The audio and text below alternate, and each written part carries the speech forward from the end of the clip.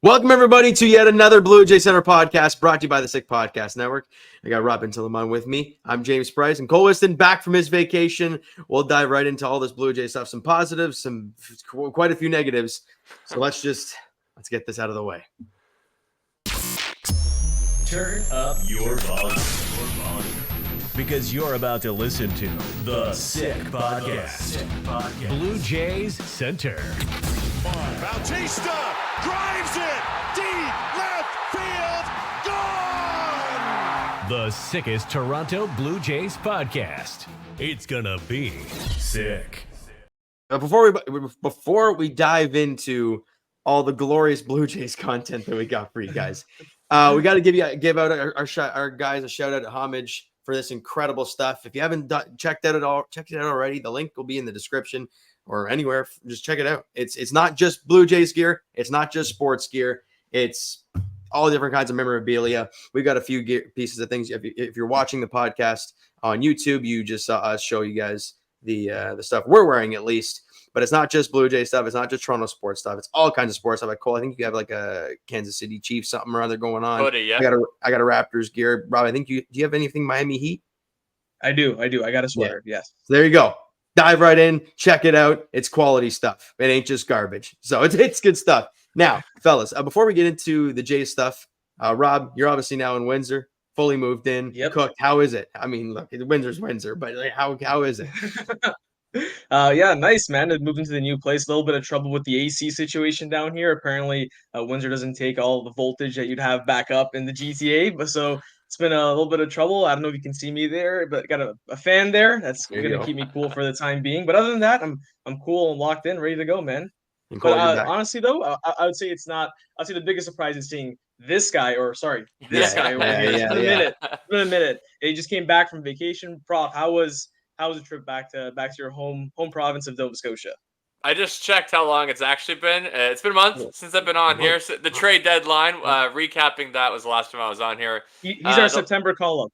Yeah, exactly. Yeah, getting back onto the 28-man roster. The last month's been good. Vacation was good. Going back to the East Coast, it has its perks always. So, good to be back though. September baseball.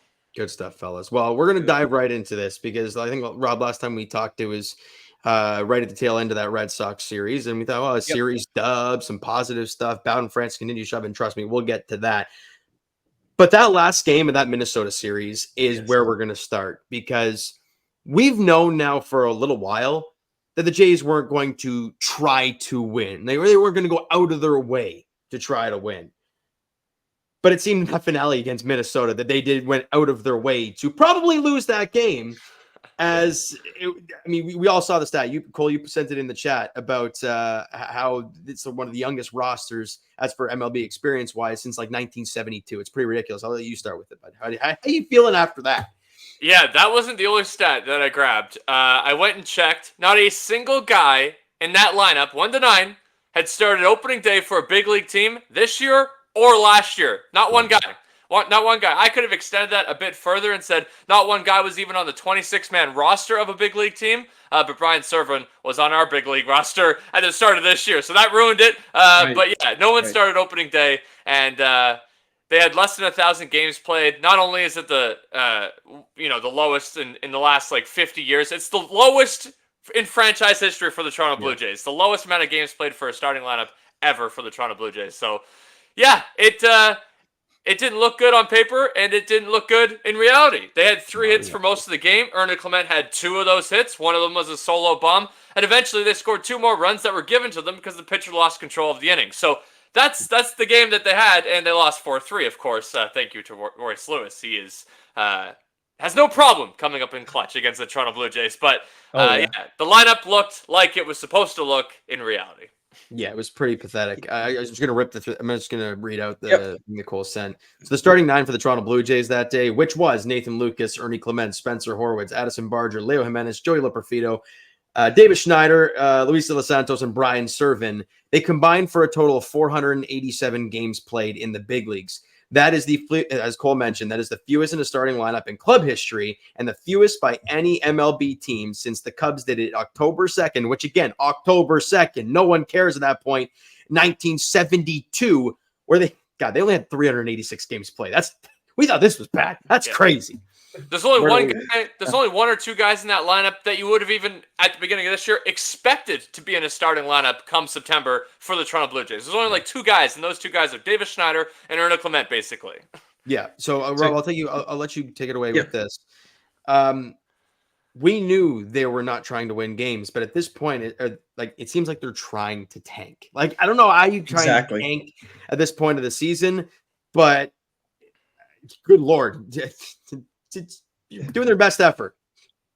So here's the most interesting thing. And obviously the names, the lineup that you mentioned, all those crazy stats, that's interesting. And I'm not sure if you mentioned this, I might have missed it, but I think the crazier part of all this, and to me, what I found the most fascinating is that there's an off day today, that if you're going to give all your regulars a day off, you're going to do it right before an off day. That begs the question. You are really not trying to win. It's really not just a day off. You wanted to put out your whole, B, C, D, whatever lineup you want to call them out there on obviously a game that means something for the Minnesota Twins. Obviously doesn't mean anything for you, but the fact that you did it before an off day, the fact that it was a close game late and there's no sign of Vlad or George Springer or Dalton Varsho getting ready to run, getting ready to hit. I mean, after Brian Serven, he was hit by a pitch by Duran in the 9th inning. I'm like, this would be a perfect spot. You bring in Dalton Varsho to run, you bring in Alejandro Kirk to catch, and no shot at all. They had perfectly no. John Schneider had no plans to use any of the four regulars, and obviously the regulars Vlad, Varsho, Springer, and Alejandro Kirk in that game. So yeah, that begs the question. You look at the calendar, boys. September 1st, we have 1 month left of this regular season, 4 weeks exactly after yesterday, and all of a sudden now we know that the Blue Jays, that this whole tank idea, we haven't really introduced this topic. It begs the question. It's obviously now after yesterday. I think at this point, yesterday's game was any indication that they're trying to tank, and at this point, trying to salvage any possible chance they can out of getting a highest draft pick as possible in next June's draft. I think to me, that was my major takeaway from yesterday's game. Which, by the way, they should. It's just to make it clear from us three, this is exactly what the Toronto Blue Jays should be doing. Obviously, it does. The lineup should still include Vladimir Guerrero Jr. for the most part. But other than that, that's the only guy that should be in the lineup every day in September. I checked strength of schedule as well. The Jays have the 12th hardest strength of schedule remaining for September. So, perfect opportunity. You're not going to win these games regardless of who you put out there, but you might as well give as many young guys as many reps as possible with 25-ish games left to go. Yeah, and you look at here's the question, guys. Here's the question. I want to ask you guys this, is that how are you going to do this? If you're actually going to go forward with this tank like we mentioned, obviously it's not going to look like yesterday's game every game for the rest of the season, but how would you guys structure it? Would you just structure it as compounding days off? One day you have two regulars sitting, one day you have that's how it is? Yep. I feel like you're going to have to. And I mean, you're there at some point here, they're going to try and integrate Bo Bichette. So I don't know how they're going to do that. Right. And exactly. He needs to play games, right? If you're going to try and move him in the offseason, you need to try and give him some sort of games to attempt to bring value back, which as of right now, although if he was playing like he was before his injury, I mean, you might accomplish both things. You might accomplish both. You might tank and actually, exactly. Yeah. But you mentioned also the schedule being tough. It starts right now. Right. Obviously, the Twins are a tough team as well. So I guess you could throw them in there. But 2 against the Phillies, 3 against the Braves, 3 against the Mets. I mean, the Mets and Braves are obviously 2 teams that are fighting each other for that last wild card spot as of right now in the National League. So they won't take those games off. And if the Blue Jays are, you can kind of bank some losses there. Also, the team that is right behind you in the American League standings is the Texas Rangers. And you go to Texas in mid-September. So if you're going to tank and you want that draft pick, I mean, I guess you throw those games, but it could get ugly. Yeah, it could get really ugly. Yeah, and it's not like the tanking in baseball is significantly different than any other sport. Sure. When there's basically no regulars to even have to worry about putting in a lineup, you'll have no problem getting young guys the reps that they need. But it's more like guys like George Springer. Don't try it if you don't want to try. Don't want to that day. You're 34. You're 35 years old. That's what it's going to look like for George Springer. It's take every day off you want, George. Alejandro Kirk doesn't play any full series, in my opinion, the rest of the way. And Bo Bichette, again, same thing. He plays as much as he wants to play once he comes back from his injury. those are the guys, and then Vladdy every day. Like Vladdy deserves to be in there every day. He wants to be in there every day. That's the one constant thing that's been with Vladimir Guerrero Jr. is he does play every day.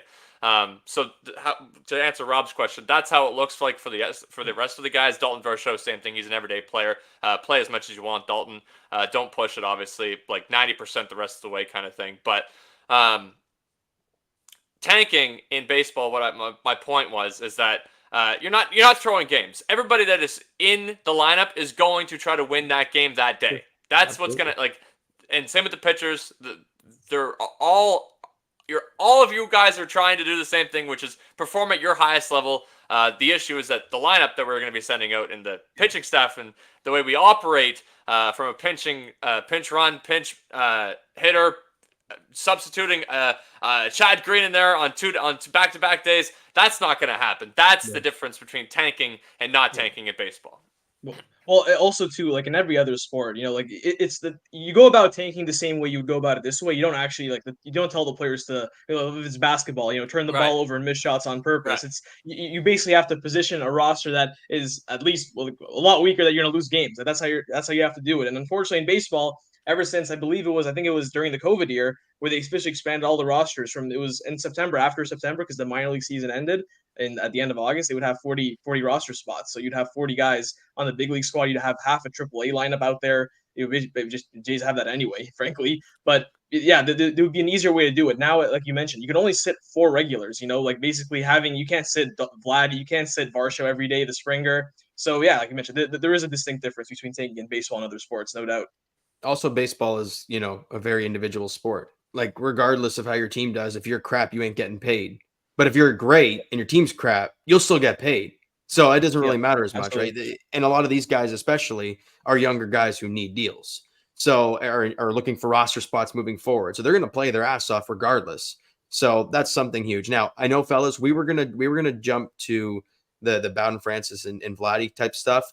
But now that we're talking lineup and tanking, I feel like we should flip to Stat Genius, because with tanking comes a guy who has been pretty damn awful since maybe April. I think he did a pretty good. I could be wrong, but a little later than that, yeah. Maybe a little bit of May. But God, since then he has been pretty unwatchable, and that's Davis Schneider. And I know Cole's got some numbers lined up, so let's fire up Stat Genius and see what he has to say.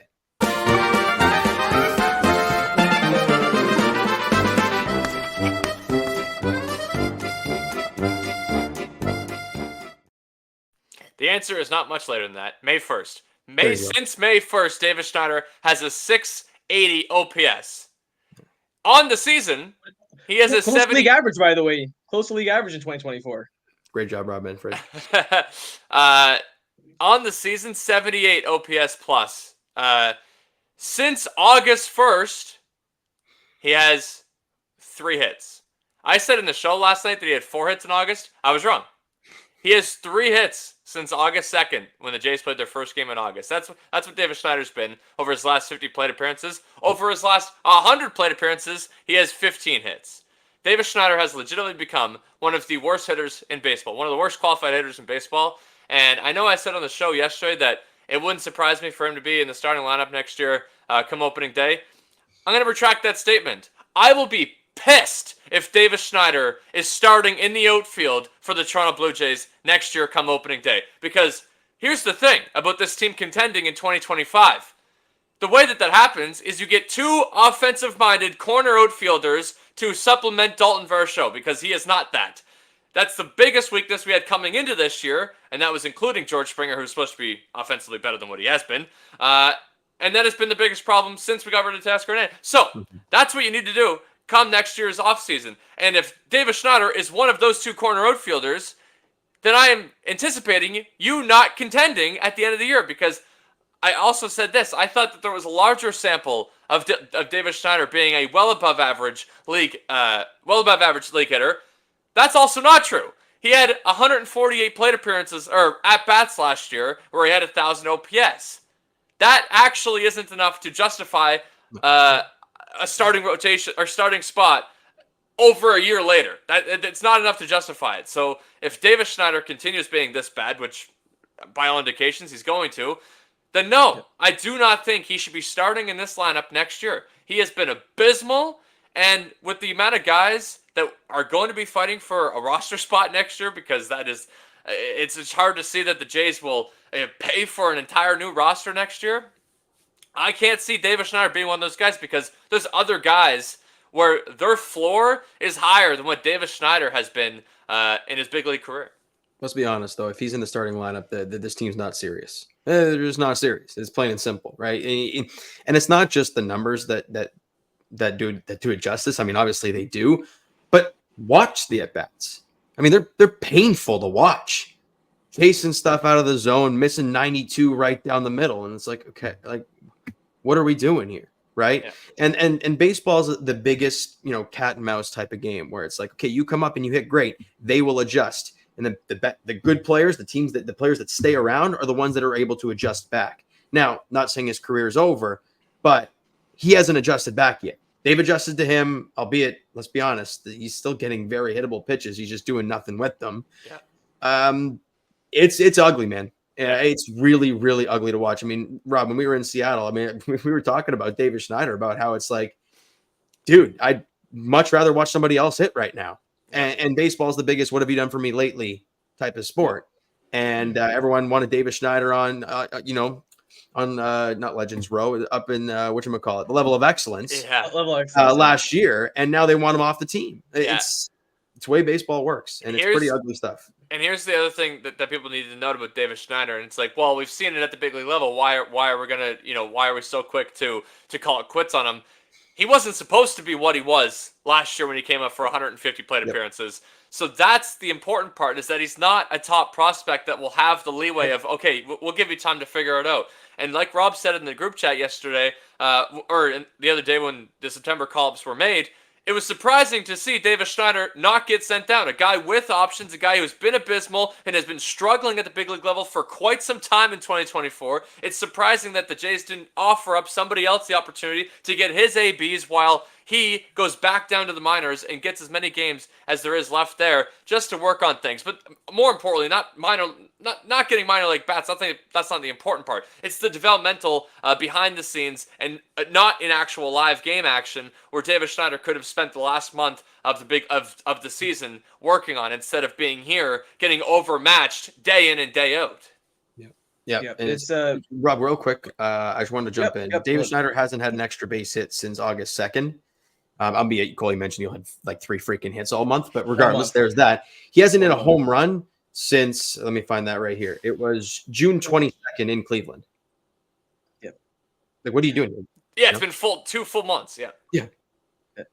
It's this is just the reality of I mean, just life in general. I mean, we all love the underdog stories, guys that come up and not supposed to be there and end up being something. And don't get me wrong, David Schneider, he's earned major league paychecks for over a year now. He's carved out, a big league career, so to speak, when they came out of nowhere. But the reality is that we celebrate these late round picks. I can't even remember what round David Schneider was in. Was it like late 20s or something like? Or something. Yeah. Whatever. And I'm sure you guys can look it up. But like, there's a reason why we think that that's such a big deal, is because that doesn't happen. Guys who get drafted in that range either never make the big leagues, most of them don't, and the ones who do have a very short major league lifespan. And unfortunately, while we all love to have David Schneider be this, Cinderella story, it's the reality is that this is who he is. This is a guy who was drafted late for a reason. Drafted late because he didn't have the tools that many scouts thought would last long in the major leagues. And so far, well, they're wrong. I mean, he is a major league player. There are a lot of guys drafted above him who never sniffed the big leagues. And while he accomplished that, and to his credit, it doesn't appear as though his major league lifespan is going to be all that much longer beyond this season. And I think, as you mentioned, especially on this roster where yesterday you ran out, I mentioned this in the group chat, you ran out a AAA lineup, a spring training lineup, and he's getting pinch hit for Will Wagner. He's getting pinch hit for in a lineup that you basically were trying to lose in a game that you weren't trying to win. Yeah. And that's just the first sign at all. And let's be honest, it's not as if this organization really was all in on David Schneider to begin with. Last season, the second he started struggling, parked him on the bench. Remember all the debates we had the beginning of April this year? Why isn't he playing? And at that time, it made sense to play him because you just had no one else, and he was actually hitting, regardless of what the future numbers would project. And now it's the chickens have come home to roost. He's had a great time. I mean, obviously, we'll never forget the Babe Schneider moments, that Fenway series. Even moments this year, that Houston game But unfortunately, it sounds like a eulogy on my end. But yeah, I don't think David Schneider has much of a Blue Jays career, or frankly, to be harsh, an MLB career beyond this. I think he could be maybe perhaps, I guess, a that end of the bench hitter against lefties, a pinch hitter, can play a bit of outfield, but it's not as if he brings a whole lot of value there either. He's at best a neutral on defense, if you even want to call him that. He's probably even below average. So, good for David Schneider for carving out a big league career, but unfortunately, I think his time with the Blue Jays and unfortunately his time as a major league player is there's a clock. There's a clock that's ticking. Yeah, Yep. here's the big picture. He's 5'9", 190, drafted in the 28th round. He's 25 years old. Like, that guy doesn't play in the big leagues, like, unless your name is Jose Altuve, right? So regardless of, even the sample size that we did have in the majors, that is why he never profiled to be an everyday big leaguer. So like Rob said, yeah, maybe he's a bench guy next year. Hopefully, that is the ceiling for David Schneider next year, is a bench guy on this team. But yeah, a -4 this year. Even then, Prof. I mean, you'd rather see Alan Roden. You'd rather see Alan Roden than 100%. David Schneider, for Yeah. example. 100%. That roster spot got to be somewhere else. If David Schneider's on your roster next year, if he's on that line on opening day at Rogers Center, whenever that home opener, I guess you want to call it, at Rogers Center, and his name's getting called, whether it's in the starting lineup or not, your team's not good enough. Because we've seen whether it's lefty or righty or whoever the hell he's facing the last, like you said, since May 1st, he hasn't really done any good. And so he's not like he's some superb defender. And let's be honest, -4 on the year. Exactly. And it's not like he's some lefty bat that everyone gets all horned up to have off the bench. No, he's not. He's a right-handed bat who can't play defense. Yeah. No, and I'll say this: No. you look at his splits this year. Almost 100 points worse against lefties than he is against righties this year. Right. So Probably a volume thing, but yeah. Sure. So what'd you say? I said probably a volume thing, but you can correct me if I'm wrong. I will say the only acceptable outcome that of him being announced when they do the opening lineups or whatever they're called is if he's announced as the replacement hitting coach for Don Mattingly. Anyways, let's continue. Oh boy. Yeah, we're not going to get into that. We'll leave that to the Twitter fellas to talk about that. All right. Well, boys, we can move on from the David Schneider point, and we'll get a little positive because I wanted to kind of get that negative garbage out of the way because we can talk that crap to death. There's some positives, and Rob and I talked about it a bit last week, and we'll talk about it some more. Bowden Francis continues to shut. Rob, we said we wanted to see it against Boston. Now, yeah, Rafael Devers was not in the lineup, so you can throw that caveat in there if you'd like to. Albeit he's going in this Philly series, so that could be the camel that breaks. Wait, no, hold on. What's the saying? Who cares? The straw that breaks the camel's back. There you go. Yeah, that's what I was going for. But regardless of that, him and Vladdy were named to MLB's Team of the Month of August. Obviously, Bowden Francis with 4 wins and an ERA just over 1, a whip of like not even half of 1, which is absurd. And Vladimir Guerrero Jr. hit 375 and an OPS of over 1,100. So outstanding stuff for the fellas. Cole, take it away, bud. What do you think? So here's okay. I got a bunch of things to say about Bowden Francis. It's obviously his last 6 starts that have been really good. He's only given up 4 runs in his last 5 starts. He struck out a bunch. And on the season, the numbers now read a 3.66, a below 1 whip, an ERA plus of 1.11, and a guy who actually strikes out 9 guys per 9. So profiles really well in the big picture. But then I took it a step further. Went to his baseball savant. His fastball, elite. His off-speed, elite. And you know who fit that same profile in 2022? Alek Manoah. A big guy, weighs a lot, good fastball. Or the best parts about his pitching was his fastball and his off-speed in 2022. Doesn't walk a lot of guys. Strikes out above league average. And he doesn't get hit hard. All of those things are true to Bowden Francis this year. The biggest problem with Bowden Francis this year has been his breaking ball stuff. That's been horrific. 1 percentile in breaking ball on Baseball Savant breaking ball runs run value. And then the home run. He 13 home runs over 76 innings is not good at all. So that the long ball has definitely hurt him. He has a FIP above 4, so his expected ERA is higher than what his actual ERA is. But if he can figure out how to get at least a league average breaking ball next year, he actually might have earned a spot in this rotation. And I said the same. And again, I'm retracting a statement from last night when I was on the show where I said he hasn't been consistent enough for me to say that I want him in my starting rotation next year on a contending team. And you know what? if he finishes off September well and he has a good spring training and coming out of camp, I hear about a good breaking ball that he has been working on, then yeah, sure, I don't mind it being a fifth spot in the rotation on a contending team. We still need another guy with a higher floor than him if we want to contend next year. And maybe we can do it through a trade like we got him, which was Rowdy Tellez for Trevor Richards and Bowden Francis. If we can do that with all the young guys, all the infield depth we have in terms of young talent that's trying to earn spots on big league teams next year, then maybe we can make a trade for a guy like Bowden Francis. But if Bowden Francis is our fifth starter next year, I actually don't think I'll be that upset. It'll all depend on context, obviously, but as of right now, I won't be upset if he's the 5 guy next year. Yeah, I won't be either. I want to jump off that point right there that you made there, because I'm watching Bowden Francis pitch, and obviously, yes, we've talked about the last few pods how awesome he's been, and every pod I've slowly come around to the idea, that same idea that you mentioned about him being a back end of a rotation starter, and all I could think of was the 2021 offseason. I've compared this coming offseason to 2021 multiple times, in that offseason where they kind of go a little cheap on the pitching side. They kind of give it to Pete Walker. Can you turn Robbie Ray, a 1-year reclamation project, into a Cy Young? Can you turn Steven Matz, again, same idea, into a Compton big league starter who would end up getting a multi-year deal the next free agency? And I'm looking at this pitching rotation. We already have 3 spots secured. Chris Bassett, Jose Barrios, Kevin Gausman, they're not going anywhere. They're going to be in your rotation, whether that's 1, 2, 3, 2, 3, 4. Hopefully, they're going to be there.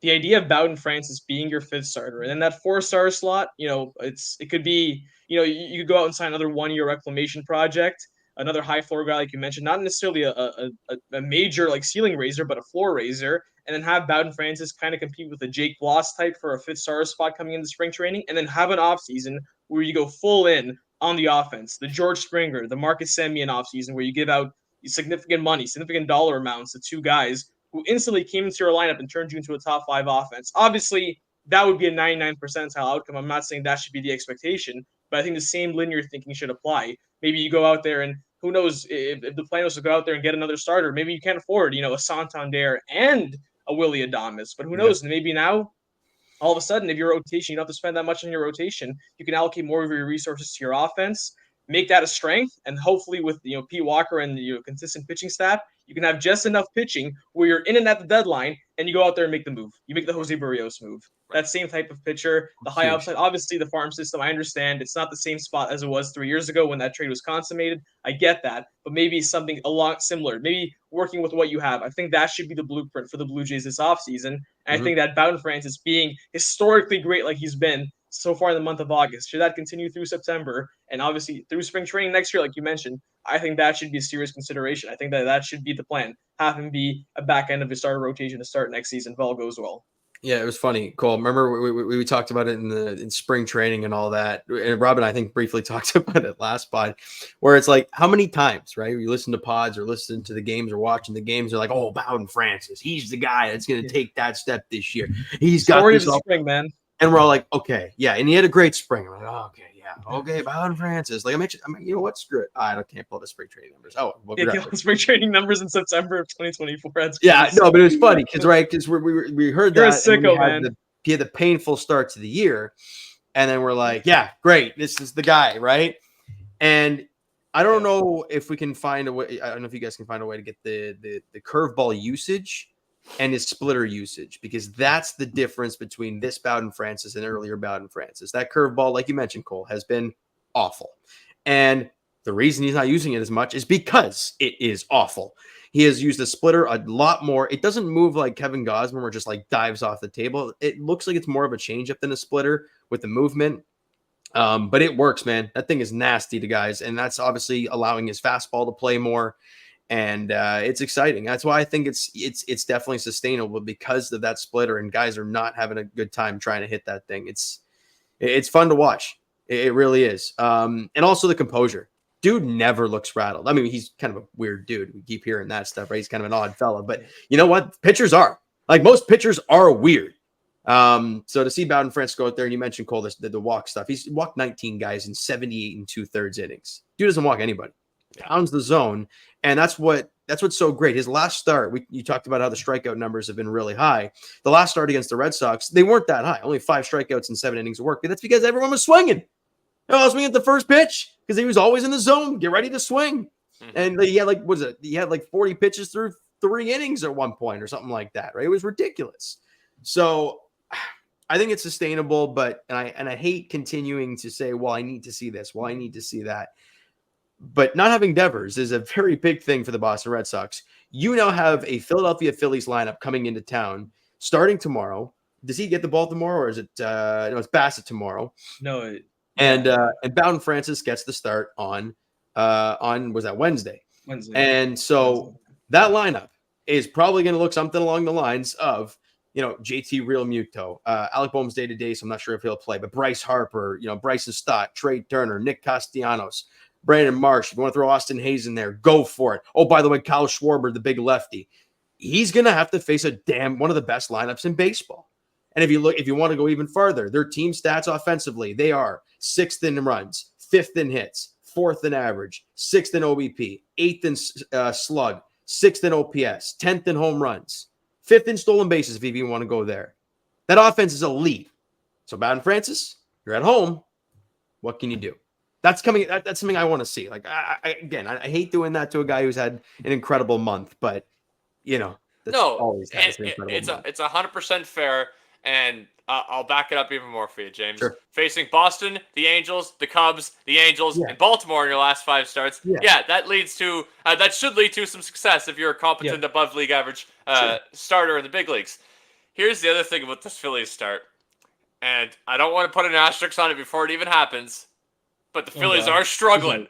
They are struggling. The last week, they've had a 673 OPS. The last 2 weeks, they've had a 693 OPS. You want to go the last month, they've had a 745 OPS. So if he does good against Philly, yes, a lineup is still a lineup of guys are still capable of doing, or you could even say that they're due for a turnaround, and Bowden Francis can be the perfect guy to step on. But here's the thing. This is perfect for Bowden Francis. Perfect to get a shine in the spotlight. If he mows down a Phillies lineup, there's not going to be guys like us that care about what the Phillies have been doing the last month of baseball. They're all going to give him his props for it, and so will we, because you're not lucky 6 times in a row, right? No. But it is favorable. That's all I'm saying. It is a favorable matchup right now, given the context of where the Phillies are at. No, it definitely makes sense. I still feel like regardless of how much they're struggling, like you mentioned, they're struggling, but 745 OPS, that's like $100 million player in 2024. That's about what I mean? That's a really good offensive player. It's well above average. And that's in the last month, you look at those though. lineups. Yeah.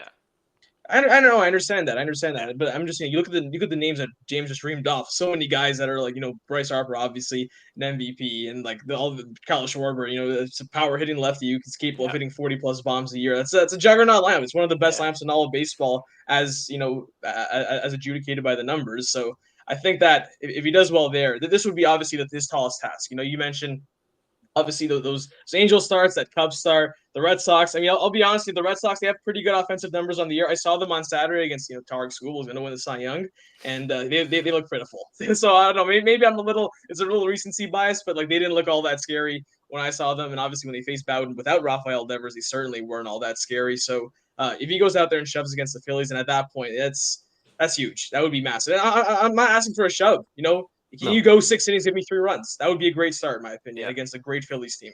Yeah, I'm just gonna add on to it since we're on the topic, anyways. Yeah. They're worse on the road, and they're worse against righties. And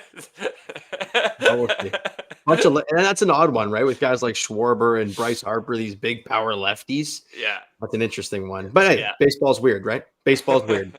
All right, fellas. Well, do you want to touch on Vladdy at all before we move on? Obviously, he got named to the player of the team of the month as well. 1100 OPS in the month. It's crazy we're not even talking about it. Yeah, so I will say this about Vladdy, because obviously what stands out when it comes to Vladimir Guerrero Jr. is the power numbers and the OPS and how he's been since the second half. Yeah. He's also gotten his average up to 324, guys. Ridiculous. He will be in the conversation for the batting title at the end of the year, and we were not expecting that even a month ago. So it's not just been power for Vladdy over the last 2 months of baseball. He's also just been constantly being able to put the ball in play for singles, doubles, triples, home runs. Didn't matter what it was. He's been able to do that as well. Yeah, I think Bobby Witt's going to get the batting title, though, unfortunately. Yeah. Oh, yeah, for sure. But he will be in the conversation. I think I mentioned on our last show he's fifth in baseball, all of baseball in OPS plus, and obviously I'm not sure how that's changed so far in the last few days. I mean, maybe it 3 went up days. or down a bit, but Mhm. regardless, he's in that territory. Obviously, you mentioned the batting title. He's on pace to be a 5 to 6 win player on both reference and Fangraphs. Uh, in a league where offense is so hard to come by, especially these days, in a league where elite offensive players are nearly impossible to come by. I mean, unless you're New York or a LA team where you have Otani, Judge, or Soto, like Vladimir Guerrero Jr. is right up there with just about everyone else. And all those guys, they're making Aaron Judge, Juan Soto, Shohei Otani, like look at their contracts, you know what I mean? And Yep. obviously I'm not saying that Vlad should get something like that, but I think at this point, the more I think about it, the more you just can't afford to not have Vlad. You can't afford to just punt on a top 5 player and top 5 hitter in baseball that you're not replacing that. I don't care I don't care what trade you make. I don't care if you make the best trade possible, unless you actually have an organizational philosophical change where you're just gonna not compete with a high payroll or you can just cut your payroll, which I don't think they're gonna do.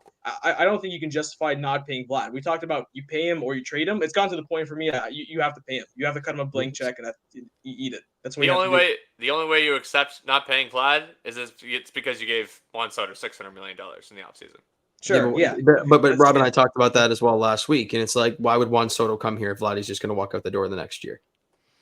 Right? Because yeah, money. That's Sure. the If you, I same mean, answer. would The same 600 answer even as be enough, every though? star. The same Would answer. 600, would 600 even be enough at that point? Yeah. Who knows? We'll see. Well, no, We'll see how we'll the market see. goes. Well, That's what, yeah. my point is Yeah. you give them the most amount of You money. have to Like go, that's wait. If you're not willing to pay Vlad, why the hell would you pay Juan Soto that money? Because that's the guy you can build around for the next 10 years. Yeah. He's young. Juan He's Soto's young. better than Vlad, though. He's better than Vlad, and he's younger than Vlad, and Yeah. that's a guy you'll have who you can rely on, who's at a higher floor his entire career. So And one guy's going to rinse you for every dollar you have, and the other one wants to be here and spend the rest of his career here. So yeah, Well, it we'll won't see how matter it if goes. No, it if definitely one won't. signs the dotted line. No, absolutely. Look, But Here's the thing. Here's the thing. We're having the conversation whether we'd rather pay Vlad or Juan Soto. Let's hopefully we pay one. We're gone to that point. Right. We don't yeah, that's still yeah, undetermined yet. You know what I yeah. mean? So Yeah. let's not put the cart before the horse. All right. Well, if that's the case, let's move on to the future of this team, the possible future of this team on the farm, because I don't know. There's a few things going on down there. That some obviously half the freaking organization's hurt, but whatever. There's some positives, and there's The also other half one. is in the big league team. Yeah, really. And there's Can we one move the giant farm negative. Toronto up Hey? from Buffalo to Toronto? Can we move the farm from Buffalo to Toronto? Because the farm's already here, man. Yeah. The farm's all here. But yeah, I don't know. What would be the net? What would be the step before the farm? I don't know, because that's what we're going to be talking about right now.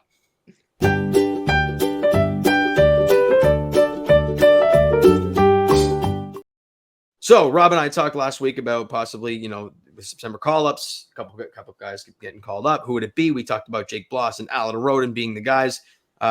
Jake Bloss went out there in his last outing, and I mean, after being perfect to a certain point in his Bison's tenure, he had a downright painful last outing, an inning and 2/3, 9 hits, 8 runs, 3 bombs allowed, walked 2. And I think he only struck out 1 guy in that outing. Not great whatsoever. And I'll ask you guys this: does that start, put a halt to him getting called back up, or called up in general? I was hoping actually that that last start in Buffalo was kind of the tune-up start. I was hoping that, okay, you know what? You see all the time guys get roughed up in their last start before the big leagues because they're not really so worried about the results. They're more so worried about fine-tuning their weaknesses. So, an account, 2-2 count, let's say your best pitch, a slider, you don't have a lot of confidence in another off-speed pitch. Maybe you won't go with your slider. You'll go with a weaker pitch just so that you can, have a dry run in the minor leagues. I was hoping that that's where it was headed. I obviously hadn't watched the game. I didn't really read up much on the game. I was hoping that's where it was headed, but obviously after seeing the September call-ups and obviously him not being on the list, they will go with Brandon Eisert as the reliever.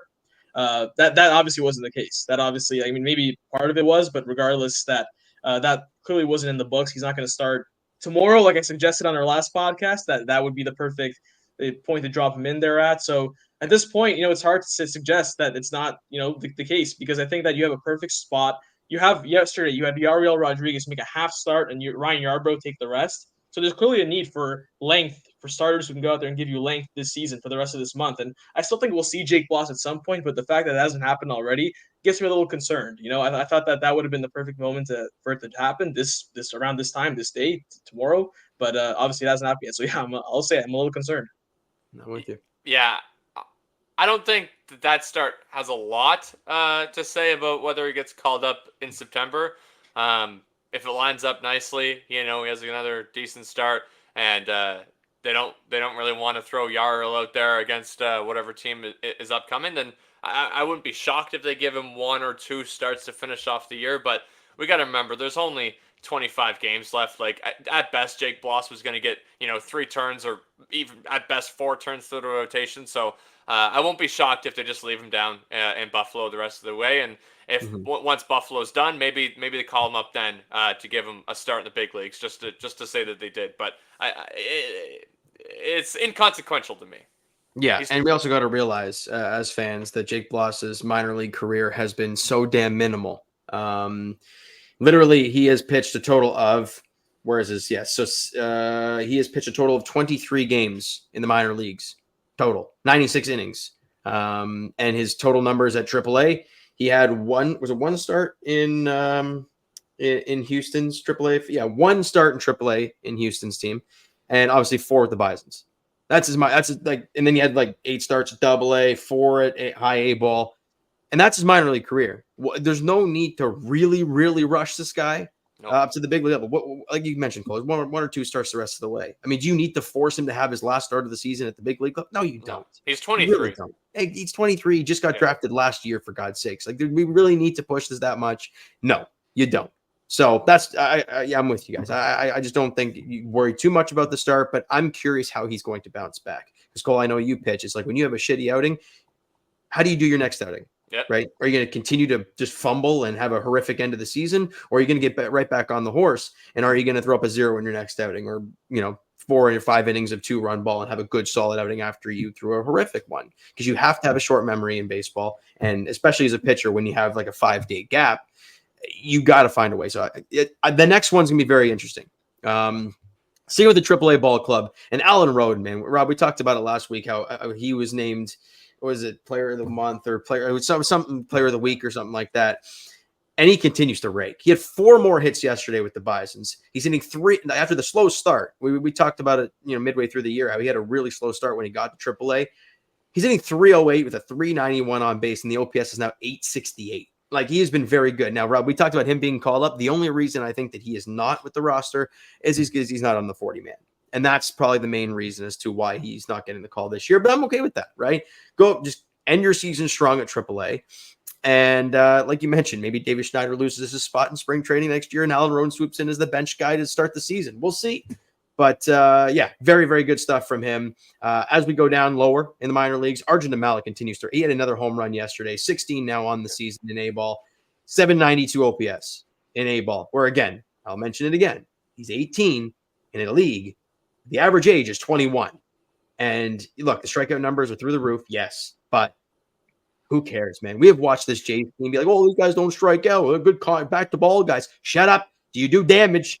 No. Namala does damage, at least at A-ball at 18 years old. So it's a good start for him. A couple, injury updates. Adam Macko, we talked about it, Rob. He had his first outing back, which we were kind of shocked he was going to pitch at all. We thought it was going to be like Ricky Tiedemann done for the season, and we're like, great, another arm gone. Well, he pitched, I think it was like 1 inning or 2 innings in his last outing, and then he, in A-ball in Dunedin, threw 3 innings a couple days ago, allowed 2 hits and didn't walk anybody and struck out 5. So it's a good kind of rehab. Maybe he gets one more start at AA New Hampshire. If they even have any more games, I don't even know what the seas's looking like down there. I think the minor league season's still active. Yeah, it is for Buffalo. I know that for sure. So maybe they get him another start or 2 at the AA level, which would be nice to see, kind of end the season off where he started the season, plays a good couple outings to end the season. The last thing I want to bring up, Edinson Polino, who's obviously one of the players the Jays acquired in the Danny Jansen deal with the Red Sox. He had been injured right from they got him. Mid-July, he's been injured, so we hadn't seen him as of yet. He hasn't had a hit yet in A-ball in his little rehab outing, but he's back and he's playing, so it's a good sign moving forward. That's all I got on the farm. Like, not much else going on, not much positive. Everyone else is hurt or the seasons are over. So we're getting to that point of the year, fellas, where we got like 3 weeks, about a month left of the season. One more thing, one more update too. No, go The for it. Blue Jays they claimed Dylan Tate off waivers. They sent I him to kind of like AAA that, Buffalo. man. I kinda like that. What was he was with the Orioles, right? He was still with the Yes. Orioles when they Yeah. claimed him. Yeah, and unfortunately, as part of the move, the corresponding move, our guy Paolo Espino's been DFA'd. We talked to him earlier this year, and we wish him nothing but the best. Hopefully, he gets back to the big leagues with another club at some point. Yeah, absolutely. Yeah. Just to give the Jays fans a little picture on Dylan Tate, though. 30 years old. This year was obviously rough. A 4.59 ERA over 33 innings, only 23 strikeouts, a 1.4 WHIP. But in his career, over 212 innings, a 1.15 WHIP, and a 4.07 ERA with 166 Ks over those 200 plus innings. So definitely a back end guy that, given the right offseason, some Pete Walker magic, he could be a part of this team's bullpen come next year. Don't be surprised. Absolutely. He's a guy that Jays fans are familiar with too. Obviously, all those years in Baltimore, so we've gotten a bit of a look at him over the years. Yeah, and he's always been good too. I've always liked watching him throw. So it's good to have him. We'll see what happens. Another roll of the dice. See what happens, right, fellas? But hey, appreciate you guys coming on. Rob Bendilamon, Cole Whiston. It's been a blast, boys, as always, talking Blue Jay baseball, even though it's not great at times. But we're here. This is our kind of like safe space to let it all out, and hopefully you guys enjoyed listening to it. And for us and Jimmy behind the scenes, appreciate you, bud, as always. And we'll talk to you guys soon. Go Jays. Bye, homage. And that's a wrap. Hope you don't miss us too much until next time. Follow the Sick Podcast Blue Jays Center on YouTube, Google Play, and Apple Podcasts.